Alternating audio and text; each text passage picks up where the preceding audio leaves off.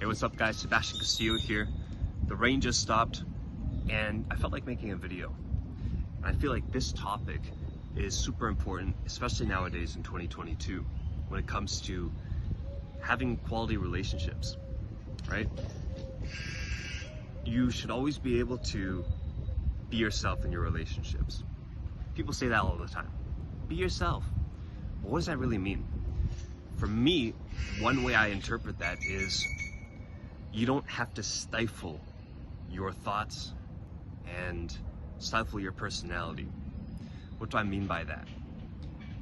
When you get together with friends or with girlfriends or whatever, you don't want to feel like you have to hold back a certain part of your personality in order to maintain this relationship and have their acceptance, right?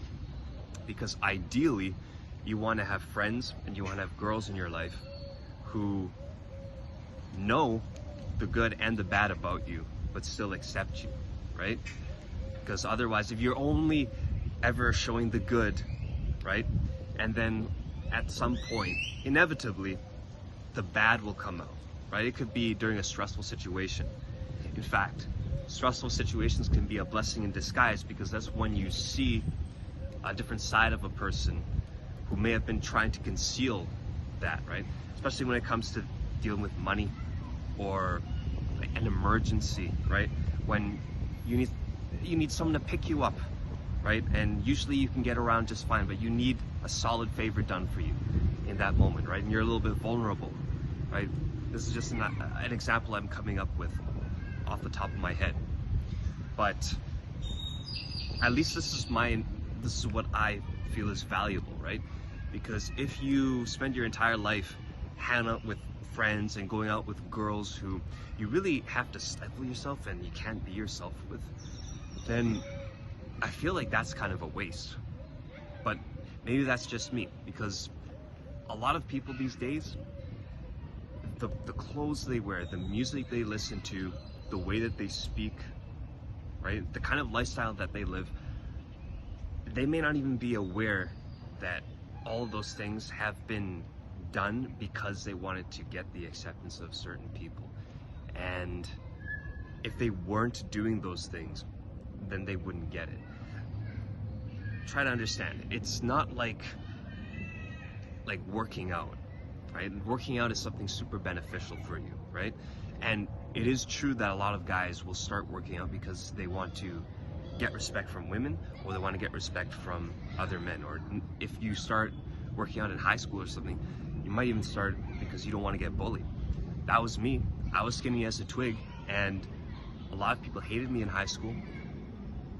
I hated high school too. That's a story for another day. But anyways, eventually you learn that you don't work out because you want to impress other people, but because it's actually good for you. And because it represents one of the most important things, which is a victory over yourself, a victory over laziness and stuff that doesn't help you, right? What I'm talking about more is buying designer clothes just because you want to look fly on Instagram, or working super hard to buy a luxury car just because you want other people to look at you and pay attention to you, right? And if it serves a purpose, if it serves you in that you're okay with the fact that those people are only being attracted to you for those things, then fine, right? And it can open up certain avenues. I'm not saying it doesn't, but by and large, coming full circle here, at the end of the day, if you use certain things to attract people into your life, right? Again, it can be attracting clients, attracting new friends, attracting sexual partners, whatever. You want the end result, the relationship that you build with that person, to be really genuine and be free-flowing, and not something where you fear getting canceled. You fear that, oh, if I talk about this with this person, then they're not gonna like me anymore, or they're just gonna cut the cord. That's another thing. People these days, I feel, are way too quick to just cut people out. Oh, you think coronavirus is fake? Well, fuck you. All right, fine. Oh, you like Donald Trump? Fuck you. Not talking to you anymore.